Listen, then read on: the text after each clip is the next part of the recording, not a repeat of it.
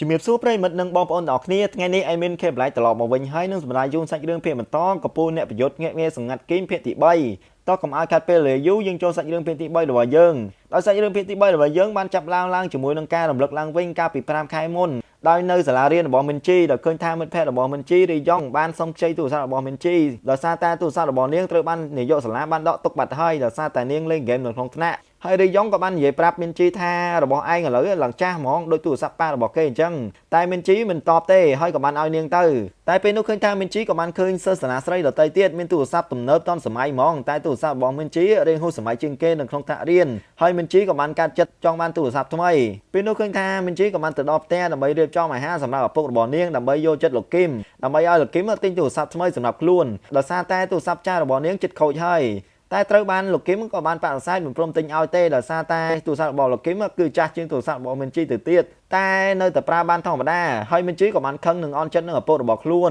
នហើយក៏បានសម្រេចចិត្តញ៉ាំអាហារនៅបន្ទប់របស់ខ្លួនតែម្នាក់ឯងហើយនៅថ្ងៃបន្ទាប់ឃើញថាមិនជីក៏បានមកដល់ផ្ទះហើយក៏បានឃើញទូរស័ព្ទថ្មីដែលនៅលើតុរបស់ខ្លួននៅក្នុងបន្ទប់របស់ខ្លួនដែលធ្វើឲ្យមិនជីមានការសប្បាយចិត្តជាខ្លាំងដែលប៉ារបស់ខ្លួនបានទិញទូរស័ព្ទថ្មីឲ្យខ្លួនអញ្ចឹងណាហើយមិនជីក៏បានចេញមកហើយនិយាយប្រាប់លោកគឹមថាកូនស្រឡាញ់លោកប៉ាពេលនោះឃើញថាលោកគឹមក៏បានលឺកូននិយាយអញ្ចឹងក៏បានមានអារម្មណ៍ថាសប្បាយចិត្តហើយលោកគឹមក៏បាននិយាយសប្រាប់ថាគាត់ស្រឡាញ់មិនជីលើពីមិនជីនិយាយនឹងទៅទៀតដោយឃើញថាមិនជីបានទូរស័ព្ទថ្មីហើយក៏មានបតង់ថ្មីមានរូបបេះដូងផងដែរបន្តមកយើងមកដល់ជុតចុងក្រោយនៃភាគទី2របស់យើងដែលជាកន្លែងដែលលោកគឹមលើកទូរស័ព្ទរបស់គាត់ដើម្បីនិយាយជាមួយនឹងកូនស្រីរបស់ខ្លួនមិនជីដោយពេលនោះឃើញថាគាត់គឺមិនបានលឺនរណាម្នាក់និយាយទេដោយទូរស័ព្ទនឹងក៏បានចុចបិទទៅដែលធ្វើឲ្យលោកគឹមក៏បានខឹងហើយក៏បានវាយជញ្ជាំងមួយដៃពេញទំហឹងយ៉ាងខ្លាំងហ្មងដែលធ្វើឲ្យមេប៉ូលីសទីនោះមានការភ័យជាខ្លាំងដែលលោកគឹមក៏បានចាក់ចេញពីស្ថានីយ៍ប៉ូលីសទៅហើយក៏បានព្យាយាមខលទៅកូនស្រីរបស់ខ្លួនតែទូរស័ព្ទកូនស្រីរបស់ខ្លួនក៏បានបិទតែពេលជាមួយគ្នានោះដែរយើងឃើញថាទីភ្នាក់ងារស៊ើបការសម្ងាត់កូរ៉េខាងត្បូង IMG កំពុងតាមដានគាត់ផងដែរប៉ុន្តែពួកគេកំពុងតែជួបការពិបាកដោយសារតែទូរស័ព្ទរបស់លោកគឹមគឺទូរស័ព្ទចាស់មិនអាច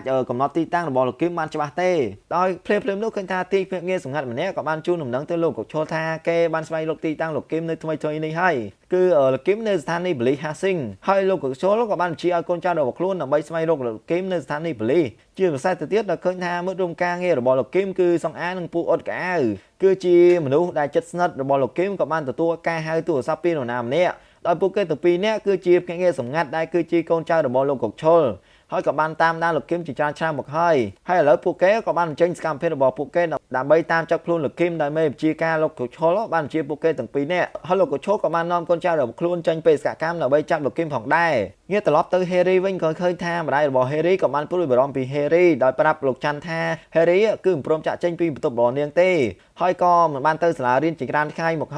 ហើយពេលនេះឃើញថាលោកច័ន្ទក៏បានព្រួយបារម្ភពីកូនស្រីរបស់ខ្លួន Harry ផងដែរហើយក៏បានសង្ស័យពី Harry អាម៉េចក៏ Harry ឥឡូវចម្លែកម៉ែប្រហែលថ្ងៃហ្នឹងហើយលោកច័ន្ទក៏បានសុំឲ្យអង្គរៈចំណុចរបស់ខ្លួនស៊ើបអង្កេតពីលើបញ្ហានេះហើយពួកគេក៏បានស៊ើបការពី Harry ហ្នឹងក៏បានស្វែងរកឆាតរបស់ Harry ជាមួយនឹង gangster សាលាម្នាក់ដែល Harry បានឆាតសុំឲ្យគេកម្ចាត់មិនជីហើយពួកគេក៏បានចូលមក profile gangster សាលារៀនម្នាក់ហ្នឹងដោយឃើញថា Harry មានភាពស្និទ្ធស្នាលគ្នាជាខ្លាំងជាមួយនឹង gangster សាលាម្នាក់ហ្នឹងដែល gangster សាលាម្នាក់ហ្នឹងឈ្មោះរបស់គាត់គឺមីងហូបន្ទាប់មកយើងឃើញថាប្អូនប្រុសរបស់លោកវាងលោកសុងក៏បានចូលផ្ទះរបស់លោកគឹមហើយលោកសុងក៏បានរកឃើញរូបថតកូនស្រីរបស់លោកគឹមគឺមីនជីហើយលោកសុងក៏បានដើរចេញពីបន្ទប់របស់មីនជីទៅគណៈពេលនោះឃើញថាលោកឈលក៏នៅទីកន្លែងនោះដែរហើយលោកសុងក៏បានបាញ់លោកឈលជាច្រើនគ្រាប់ដោយលោកឈលក៏បានយកខ្ទះមករកគ្រាប់ជំនួសវិញទោះបីលោកសុងមានកំភ្លើងបាញ់ទៅលើលោកឈលយ៉ាងណាក្តីគឺលោកសុងគឺមិនអាចមកក្រាបលោកឈលបានទេហើយឃើញថាពួកគេទាំងពីរនាក់ក៏បានវាយគ្នាទៅវិញទៅមកហើយលោកឈលក៏បានវាយលោកសុងជាច្រើនដៃដែលធ្វើឲ្យលោកសុងបាក់ស្បាតពេលនោះឃើញថាលោកសុងក៏បានបែកឈាមក្បាលនឹងទៅដែលធ្វើឲ្យលោកសុងក៏បានទាញកំភ្លើងរបស់ខ្លួនដើម្បីបាញ់លោកឈលបន្តទៀតដើម្បីឲ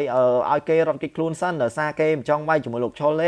េពេលនោះឃើញថាលោកសុងក៏បានលោតពីលើផ្ទះចុះក្រោមហើយលោកឈលក៏ចង់លោតតាមដែរតែគាត់មិនអាចលោតទេដោយសារឥឡូវគាត់ចាស់ហើយមិនមែនក្មេងដូចពីមុនទេហើយលោកឈលក៏បានតាមលោកសុងតែលោកឈលគឺតាមមិនតលោកសុងទេហើយក៏បានរកខទៅប្រាប់លោកគឹមតែលោកឈលក៏បានភ្លេចខ្លួនថាទូរស័ព្ទរបស់គាត់កំពុងតែនៅប៉ោប៉ូលីសគាត់មិនមានអីខទៅលោកគឹមទេគណៈពេលនោះឃើញថាពួកអ៊ុតកៅអៅក៏បានសង្ងំនៅផ្ទះរបស់លោកគឹមដែរដោយសង្ងំនៅក្រៅវាំងននដោយគាត់ក៏បានដឹងថាពួកគេទាំងពីរនាក់ក៏បានវាយគ្នាទៅវិញទៅមកដែរដោយគាត់សង្ងំនៅក្នុងវាំងននដោយបៀសត្រូវកបិតហោះរបស់លោកសុងដែលបានគប់ទៅលើលោកឈលផងដែរហើយពួកអ៊ុតកៅអៅក៏បានខលទៅមេរបស់ខ្លួនលោកកុកឈលរាយការណ៍ពីរឿងដែលកើតឡើងនៅផ្ទះរបស់លោកគឹមដែលលោកកុកឈលឥឡូវកំពុងតែធ្វើដំណើរទៅចាប់លោកគឹមនៅប៉ោប៉ូលីសតែភ្លាមនោះកូនចៅរបស់លោកកុកឈលក៏បានប្រាប់ទីតាំងដែលលោកគឹមបានផ្លាស់ទៅគឺនៅសាលាតៃក្វាន់ដូរបស់លោកស៊ូហើយពួកគេក៏បានបើកឡានឈ្មោះទៅទីកន្លែងនោះទៅ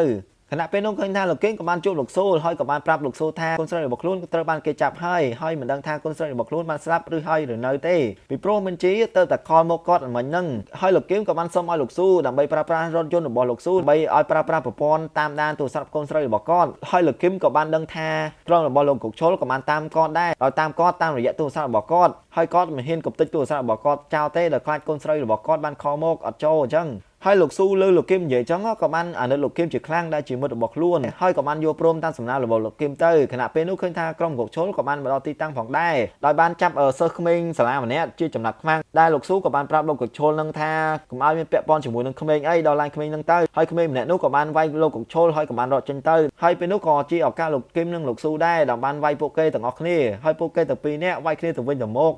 ដោយក្រុមលោកកុកឈុលវាយមិនឈ្នះជាមួយនឹងលោកគឹមនិងលោកស៊ូទេហើយពេលនោះឃើញថាលោកគឹមក៏បានបាញ់គម្រាមលោកកុកឈុលហើយក៏បានបាញ់ចងកំពុងផលិតអគ្គី2ហើយក៏បានហុយផ្សាយពេញនឹងហ្មងដែលធ្វើឲ្យពួកគេមិនអាចរត់ចាប់លោកគឹមបានទេពេលនោះឃើញថាលោកគឹមនិងលោកស៊ូក៏បានរត់ឡើងលើអគារសាលាដើម្បីរត់គេចខ្លួនពីក្រុមលោកកុកឈុលហើយលោកគឹមនិងលោកស៊ូពិតជាប្រកែកបាញ់កំភ្លើងបានល្អខ្លាំងមែនទែនដោយពួកគេទាំងពីរនាក់បានបាញ់កំភ្លើងដើម្បីទប់ស្កាត់កុំឲ្យក្រុមលោកកុកឈុលមកតាមពួកគេតន់ហើយលោកគឹមនិងលោកស៊ូក៏បានចង់ខ្សែដើម្បីចោះក្រោមតឹងទៅដោយពេលនោះយើងឃើញថាក្រុមលោកកុកឈុលគឺមិនហ៊ានបាញ់ពួកគេទាំងពីរនាក់ទេដោយសារមានក្មេងច្រើននៅខាងក្រោមនៅខ្លាចត្រូវក្មេងហើយពួកគេទាំងពីរនាក់ក៏បានបើកឡានចេញទៅមុននឹងបានបើកឡានចេញលោកស៊ូក៏បានបាញ់កង់ឡានរបស់លោកកុកឈុលឲ្យបែកកង់ឡានហើយលោកគឹមនិងលោកស៊ូក៏បានរត់គេចខ្លួនបាត់ទៅដោយឃើញថាពួកគេទាំងពីរនាក់ក៏បានយកឡានប្រតិបត្តិការពីមុនរបស់លោកស៊ូដើម្បីចេញប្រតិបត្តិការដើម្បីរកកូនស្រីរបស់លោកគឹមហើយពេលនោះដល់ឃើញថាលោកគឹមក៏បានសុំទោសលោកស៊ូដែលឲ្យគេជាប់ពាក់ព័ន្ធនឹងរឿងគាត់ហើយក៏បានជាប់ពាក់ព័ន្ធនឹងក្រុមជាមួយនឹងលោកកុកឈុលផងដែរតែពេលនោះឃើញថាលោកស៊ូក៏បានប្រាប់វិញថាមិនអីទេសំខាន់ឥឡូវយើងត្រូវស្វែងរកបញ្ជីជាមុនសិនកន្លងពេលដែលពួកគេកំពុងបើកបរតាមផ្លូវដើម្បី scan រកបញ្ជីដល់ឃើញថាទូរស័ព្ទរបស់លោកស៊ូក៏បានរោដោយការខលនឹងគឺមិនមែនបញ្ជីជាអ្នកខលមកទេគឺលោកឈុលគឺជាអ្នកខលមកដែលធ្វើឲ្យពួកគេទាំងពីរមានការហួសចិត្តខ្លាំងដោយលោកឈុលក៏បានខ្ចីទូរស័ព្ទពីក្រុមទាហានជើងម៉ារ៉េននឹងចូលនិវត្តន៍ដើម្បីខលមកពួកគេដើម្បីរាយការណ៍ពីហេតុការណ៍ដែលកើតឡើងនៅផ្ទះរបស់លោកគឹមដោយប្រាប់លោកគឹមថាលោកសុងគឺជាទាហានកូរ៉េខាងជើងដែលតាមសម្រាប់លោកគឹមហើយក៏បានប្រាប់លោកគឹមថាលោកសុងបានតាមចាប់កូនស្រីរបស់លោកគឹមហើយលោកសុងឥឡូវកំពុងតែទៅសាលារៀនកូនស្រីរបស់លោកគឹមហើយដោយលោកឈុលគឺមិនទាន់ដឹងរឿងដែលមិនជីបានបាត់ខ្លួនទេពេលនោះដល់ឃើញថាលោកស៊ូក៏បានប្រាប់ការពិតទៅលោកឈុលពីរឿងដែលមិនជីបានបាត់ខ្លួនដែលធ្វើឲ្យលោកឈុលមានការខឹងខ្លាំង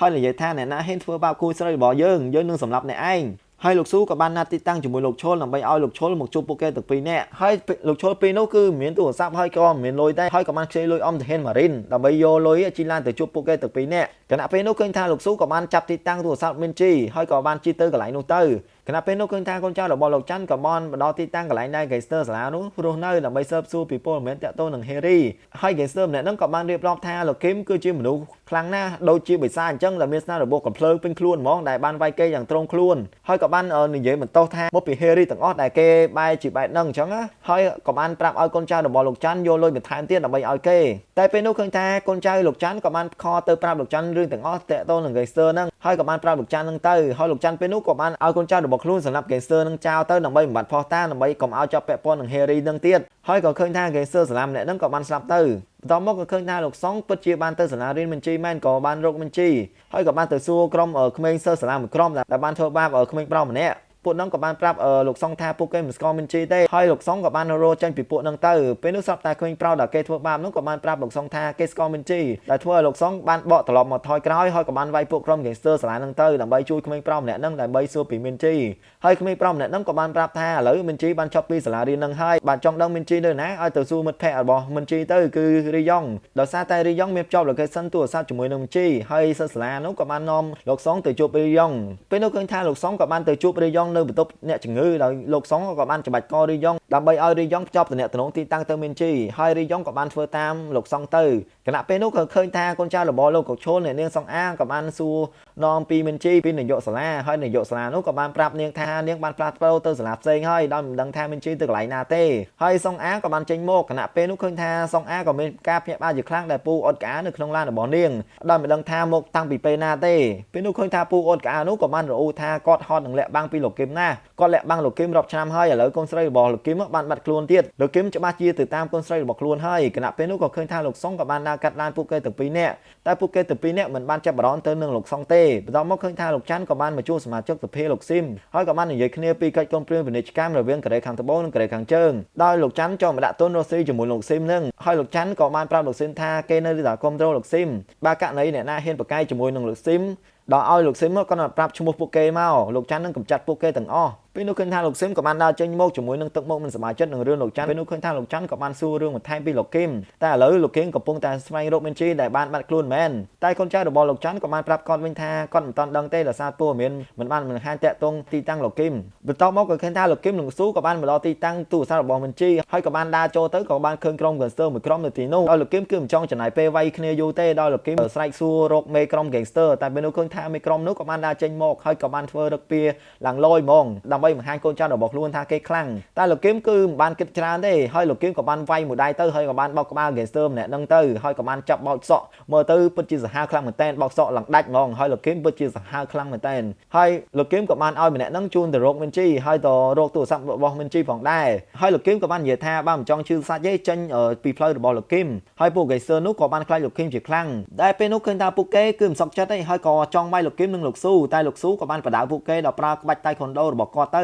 ៅដល់ឃើញថាកូនចៅ gangster ម្នាក់នោះក៏បានប្រាប់មេរបស់ខ្លួនថាមានបរិអ្នកបានមករកយើងហើយមេធំម្នាក់នោះក៏បានប្រាប់កូនចៅរបស់ខ្លួនទៅកំចាត់លោកគឹមទៅបន្ទាប់មកឃើញថា gangster ម្នាក់នោះក៏បានមកកាក់លោកគឹមដែរនោះឃើញថាលោកគឹមក៏បានបដៅ gangster ម្នាក់នឹងទៅហើយក៏បានបោកចំអោះយ៉ាងខ្លាំងដែលធ្វើ gangster ម្នាក់នោះស្រែកយ៉ាងខ្លាំងហើយលោកគឹមក៏បានដើរចូលបន្ទប់របស់មេធំ gangster ម្នាក់នឹងទៅហើយក៏បានឃើញទូរស័ព្ទជាច្រើននៅកន្លែងហ្នឹងហើយពួក gangster ម្នាក់ហ្នឹងក៏បានចាប់ដើមវាយលោកគឹមដោយមើលស្រាលលោកគឹមមកម្នាក់ឯងអញ្ចឹងហើយក៏បានត្រូវលោកគឹមបានដាក់យ៉ាងចាស់ដៃហ្មងដោយវាយពួក gangster ហ្នឹងគ្មានឲ្យតដៃសូម្បីតែម្នាក់ងាកត្រឡប់មកដល់លេវិញឃើញថាលោកស៊ូបានបង្ក្រាបពួក gangster ឡើងរៀបហ្មងហើយក៏បាននិយាយថាមានអ្នកណាហ៊ានវាយជាមួយគេទៀតទេបើមិនហ៊ានទេអាចចេញបានពេលនោះឃើញថាពួកគេទាំងអស់គ្នាក៏បានដើរចេញទៅឯមានពិតជាសរសើរលោកគឹមនិងលោកស៊ូមែនវាយសាហាវខ្លាំងមែនតើងាកត្រឡប់មកដល់លោកគឹមវិញឃើញថាលោកគឹមក៏បានបង្ក្រាបពួកនោះអស់ហើយតែមាន gangster ម្នាក់ហ្នឹងឃើញអញ្ចឹងនៅសោចឌឺដាក់លោកគឹមដោយមិនខ្លាចលោកគឹមទេទោះបីវាយកូនចៅរបស់ខ្លួនរៀបអស់ក៏ដោយពេលនោះឃើញថាលោកគឹមក៏បានឃើញបន្តកូនសោកូនស្រីរបស់ខ្លួនហើយក៏បានសួរតាមមានជីនៅកន្លែងណាហើយ gangster ម្នាក់ហ្នឹងនៅឌឺជាមួយលោកគឹមហើយថែមនិយាយថាខ្ញុំបានគេជាមួយនឹងអ្នកស្រីនៅក្នុងទូរស័ព្ទនេះនៅយប់មិញហើយក៏បានលិតរូបភាពនៅលើទូរស័ព្ទហ្នឹងទៅដែលធ្វើឲ្យពេលនោះឃើញថាលោកគឹមក៏បានខឹងយ៉ាងខ្លាំងហើយក៏បានទ្រាំបានក៏បានវាយ gangster ហ្នឹងជាច្រើនដៃធ្វើឲ្យ gangster ម្នាក់ហ្នឹងឡើងប៉ោងមុខហ្មងហើយក៏បានហូរឈាមពេញហ្នឹងហ្មងមើលទៅពិតជាសាហាវខ្លាំងមែនតើថាក៏មើលងាយលោកគឹមមើលលោកគឹមចាស់អញ្ចឹងទេតែវាយសាហាវហ្មងឲ្យលេខ1ហ្មងដោយលោកគឹមក៏បានវាយម្នាក់ហ្នឹងហើយក៏បានបោះម្នាក់ហ្នឹងចោះក្រោមទៅលើកម្មចដាហ្នឹងទៅដោយសារតែលោកគឹមពេលហ្នឹងគឺបាត់បង់ស្មារតីហើយដែលគិតថា gangster ម្នាក់ហ្នឹងពិតជាបានដេកជាមួយនឹងកូនស្រីរបស់ខ្លួនមានជីមែនហើយពេលនោះឃើញថាលោកស៊ូក៏បានសម្រួលលោកគឹមឲ្យស្ងប់អារម្មណ៍វិញយើងមកទីនេះដើម្បីសួររកមានជីទេមិនមែនមកសម្រាប់គេទេពេលនោះឃើញថាលោកគឹមលោកស៊ូក៏បានសួរពីមានជីហើយ gangster ម្នាក់ហ្នឹងក៏បានប្រាប់លោកគឹមនិងលោកស៊ូថាគេមិនស្គាល់មានជីទេគេបានទូរស័ព្ទហ្នឹងពីពូរសម្រាប់ម្នាក់ដែលនៅស្ថានីយ៍រតែភ្លើងវ៉ាស៊ីនហើយកូនចៅរបស់ខ្លួនគឺជាអ្នកឲ្យទូរស័ព្ទមកគេទេហើយ gangster ម្នាក់ហ្នឹងក៏បាននិយាយទៀតថាពេលហ្នឹងគេច្រឡំដៃប៉ះខទៅលោកគឹមដល់ខ្លួនឯងពេលនោះការពិតគឺ gangster ម្នាក់ហ្នឹងសោះដែលជាអ្នកខលមកលោកគឹមស្មានតែកូនស្រីរបស់ខ្លួនមានជីជាអ្នកខលហើយ gangster ម្នាក់ហ្នឹងក៏បានមើលប្រវត្តិនៃការខលមានតែ2នាក់នៅក្នុងទូរស័ព្ទរបស់មីនជីទេគឺមានលោកគឹមហើយនិងរីយ៉ុងហើយគេក៏បានមើលឆាតមីនជីនឹងជាមួយនឹងរីយ៉ុងការពិតក៏ដឹងថារីយ៉ុងធ្វើមិត្តភក្តិមីនជីគឺដើម្បីបោកប្រាស់មីនជីទេនៅពេលនោះឃើញថាលោកគឹមឬ gangster និយាយចឹងក៏បានដឹងថាកូនស្រីរបស់ខ្លួនពិតជាឯកាយ៉ាងខ្លាំងទៅណាមកណាក៏មានតែម្នាក់ឯងហើយគាត់មិនដែលបានជួយនាងពេលដែលនាងត្រូវការទេហើយពេលនោះឃើញថាលោកគឹមក៏បានស្រក់ទឹកភ្នែកអាណិតមីនជីជាខ្លាំងហើយក៏បានបន្ទោសខ្លួនឯងហើយក៏បាននិយាយសុំទោសកូនស្រីរបស់ខ្លួនតែពេលនោះឃើញថាលោកស៊ូក៏បាននិយាយលើកទឹកចិត្តលោកគឹមថាលោកគឹមបានធ្វើជាឪពុកល្អហើយសំខាន់ឥឡូវយើងត្រូវស្វែងរកមានជីឲ្យឃើញសិនកន្លងពេលនោះឃើញថាលោកសុងក៏បានមកដល់ក៏បានភ្ជុំកំភ្លើងដាក់លោកគឹមនៅពីក្រោយហើយក៏បាននិយាយប្រាប់លោកគឹមថាលោកគឹមគឺជាមនុស្សខ្លាំងៗដែលមានលេខកូដ66ដែលបងប្រាប់លោកសុងគឺជាលេខកូដលេខ66ដែលត្រូវបានលោកគឹមគឺជាអ្នកជំនួសវិញភាគទី3របស់យើងបានបញ្ចប់ត្រឹមនឹងទៅដោយមានឈុតពិសេសដ៏មហានៅឆ្នាំ2006ដែលលោកគឹមត្រូវបានចាប់ខ្លួនពីមេបញ្ជាការកូរ៉េខាងត្បូងដោយគេមិនបានសម្លាប់លោកគឹមទេគឺចង់ឲ្យលោកគឹមធ្វើបេសកកម្មដោយក្បត់ប្រទេសរបស់ខ្លួនកូរ៉េខាងជើងតែពេលនេះឃើញថាមេបញ្ជាការម្នាក់នោះក៏បានណែនាំដៃគូប្រយុទ្ធពិសេសម្នាក់ដើម្បីជួយលោកគឹមដើម្បីបំពេញបេសកកម្ម គឺម្នាក់នោះគឺលោកឈុលដែលលោកឈុលពេលហ្នឹងពិតជាក្មេងមែនតើដែលមានស្នាដៃប្រហាក់ប្រហែលគ្នាជាមួយលោកគឹមដែរដែលលោកឈុលគឺជាតាហ៊ានកូរ៉េខាងត្បូងដែលខុសពីលោកគឹមគឺជាតាហ៊ានកូរ៉េខាងជើងមុននឹងពួកគេសហការគ្នាជាធីមពួកគេត្រូវតែប្រកួតគ្នាជាមុនសិនដោយលោកឈុលក៏បានប្រាប់លោកគឹមថាកុំឲ្យបធូរដៃឲ្យគេអីបើមិនចង់ស្លាប់ហើយលោកគឹមក៏បាននិយាយថាគាត់មិនចង់រស់ទេគ្រាន់តែចង់រក្សាការសន្យាជាមួយមិត្តភក្តិរបស់គាត់ម្នាក់មិត្តម្នាក់ហ្នឹងគឺលោកវាងលេខកូដ66ហើយលោកគឹមក៏បាននិយាយឈ្មោះរបស់គាត់ថាគាត់មានលេខកូដលេខ73ហើយក៏បាននិយាយចុងក្រោយថាគាត់ឥឡូវគាត់មានលេខកូដលេខ66ហើយចំនួនមិត្តភក្តិរបស់ខ្លួនលេខ66ដោយភាគទី3របស់យើងបានបញ្ចប់ត្រឹមលោកគឹមនិងលោកឈុលបានវាយគ្នាចាំមើលថាភាគទី4របស់យើងតើលោកគឹមត្រូវប្រឈមមុខនឹងលោកសំដោយរបៀបណាបើប៉ះសុទ្ធតែអ្នកខ្លាំងៗអញ្ចឹងអ្នកនរគ្នាក៏ភ្លេចជួយ Subscribe ជេនែល admin អ្នកមួយផងណាជួបគ្នានៅភាគទី4បន្តទៀតបាយបាយ